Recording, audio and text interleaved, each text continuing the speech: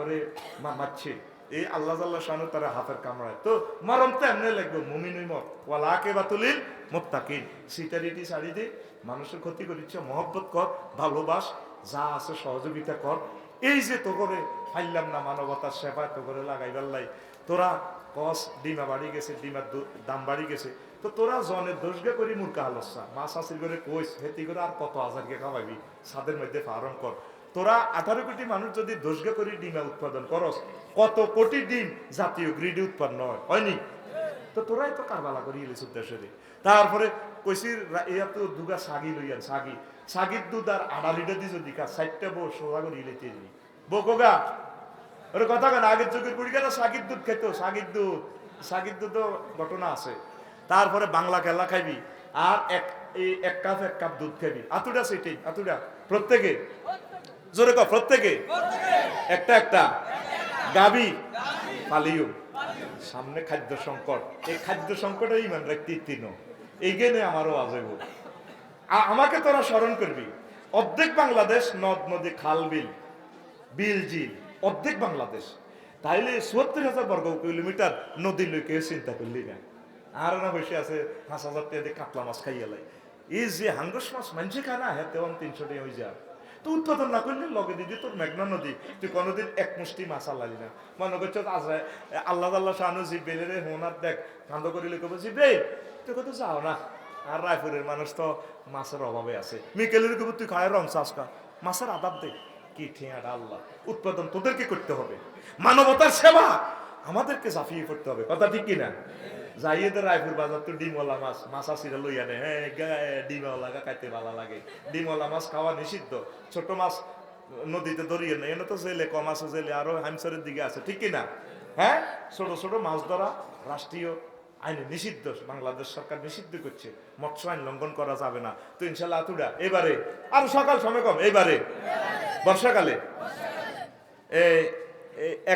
1 KG করে মৎস্য বোনা আমরা সকলে আমাদের পুকুরে অবমুক্ত করব কনাই কনারি তোকে হইনি সিটিং বাজি আমরা খাল বিল মুক্ত জলাশয় হাতের উইরের মাঝে এই সিটিং বাজি ওয়াজ নিয়ে আসি গিয়ে কোথায় খাল বিল মুক্ত জলাশয় এর বাইরে গরিবেরা যদি কাতলা মাছ খায় এই কাতলা মাছ গিয়া সিমেন্ট সিস্টেমে যদি যা গরিবের মাইয়াগা ডকে দেবো অজ্ঞা মাইয়া যদি প্রিন্সের লাইনি হয় ওই সোনামুড়ির দিকে ডকিলাম মাইয়াগুলো লই বেড়ারা খাঁচাত লই লিব ওইটা বললাম ভাই ঘটনা কিতা সিরাজ কৈতর লাইনে যা রায়পুর কৈতর বেচা হয় না ও বালা কাস্টমার আইনি আমেরিকার কোনো হলো আইলে এই ডকিলা মাইয়া গেলে আমেরিকা জামাইয়ের কাছে দিয়ে দেয় হেতে গোষ্ঠী শশা চাই লই যায় তাইলে মাছ খাইলে কাতলা মাছ খাইলে ইলিশ মাছ খাইলে আগ বাচ্চা কাচ্চাটি দৃষ্টি পুষ্টি হইব সুন্দর সুন্দর হইব দেশ ছাত্র রায়পুরের মানুষ ব্যক্তি ডকেন আমি তো চাইছিলাম রায়পুর একটা বিয়ে করতাম করালি না আমি লাকসামের মানুষ ছোট ছোট আয় জানালার হারা দিত গো এ জোনাকি ঢাকা এক্সপ্রেস তারপরে আরো কিতা গাড়ির দিকে চায় আর রায়পুরের মানুষগুলার দেখা যায় ড্রাইভারের হাত দিকে চায় গো আফসারি ভাই আই লাভ ইউ তোরা ব্যক্তি ডকের তো তোরা ব্যক্তি যাচ্ছে একটাও ম্যাচ আমসা কাবুল নেই ব্যক্তি মা বলি ওই আরেকটা গুণ যা দেখ মহব্বতে গুণ চলিয়ে একটাও এসকেরাত নাই ওরে তোকে আবহাওয়াটা ভালো এই যে আমি বলছি পৃথিবীর অন্যতম সুন্দর ভূখণ্ড আমাদের রায়পুর আসুন আমরা রায়পুরে বেঁচে থাকি পরমাণু যুদ্ধ যদি হয় নোয়াখালীরা বাঁচি দেব আই লাভ নোয়াখালী ও মাইটা কিতা সাহেল এলাকা নবীর হাদিস বিজ্ঞানও বলতেছে উপসাগরীয় এলাকাতে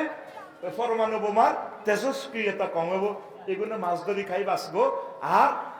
এগুলো ফাঁকি শিকার করি খাইবো এর লাঙ্গ সুয়ারি গাছ আছে আম খাইবো ফাঁকি টাকি ধরে খাইবো ইয়ান তো পুনর্জন্ম হইব মানুষের ইয়াল্লাই আসুন আমরা সকলে মিলে নোয়াখালীকে শ্বশুর বাড়ি বানাই আমিন ক তাহলে ইনশাল্লাহ মাছের হোনা হালাবিনি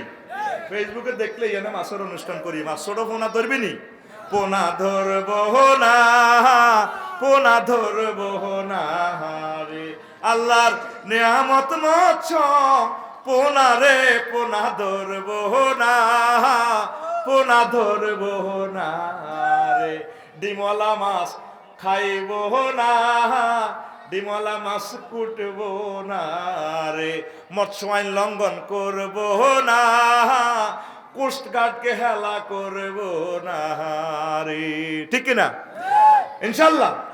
এই মৎস্য সম্পদে আমরা যদি এটা আগাইতে পারি কোটি কোটি মেট্রিক টন আমিষ আমরা সেখান থেকে পাবো। তুই চিন্তা করতে হবে, বিশ্বে যদি খাদ্য সিস্টেম করে আমদানি রপ্তানি বন্ধ করে কেমনে বাঁচবি হে চিন্তা কর। তোরে নিজের চেষ্টা নিজে করতে হবে ইনশাল্লাহ। প্রত্যেকে ছাদের উপরে ছাদ বাগান করে, মরিচ গাছ হোক, লেবু গাছ হোক। করোনার সময় বেসব এক আলি করুন লেবু আঙ্গল লাকসাম শরীফে 80 টিয়া বেচা হয়েছে, আমি আর 800 করি বেচ। 20 টিয়া দিয়ে গাছক লাগালে লেবু সমানে দরিতা ক্যান্সারের উপকার। এটা হলো ফাইবার, মানে তোর রক্তগুলা এটাতে যে আশ লেখা ইয়া আছে, এই যে লেবুর যে ইয়াগুলো আছে, ওই যে রসাগুলো যেখানে থাক এভাবে কোষগুলা তোরে ফাইলে ফাইলে প্রত্যেকটা রোগের রক্তটা আল্লাহ পৌঁছাই দেয়। প্রত্যেকটা খানাতে সিন্ড্রোম আছে। আর নোয়াখালীতে নারকেল কেন? নারকেল হলো ব্রেনে খায়, এবার কটা ফল আর নারকেল এই দুইটা সরাসরি ব্রেনে খায়। এই নারকেলে যেভাবে আশ আছে এইটা হলো সিন্ড্রোম। বিজ্ঞানে গবেষণা করে দেয় যে এটার তেল যদি মাথার দাও, ও ম্যাডাম তোমার চুল লম্বা হবে। জানো না, রায়পুর স্টানে দিয়ে দিছে বেডির চুল দিয়ে বেড়াও করে টানি বাঁধি দেখছি কি রে লেখা আছে, এ বাদন যাবে না সিনে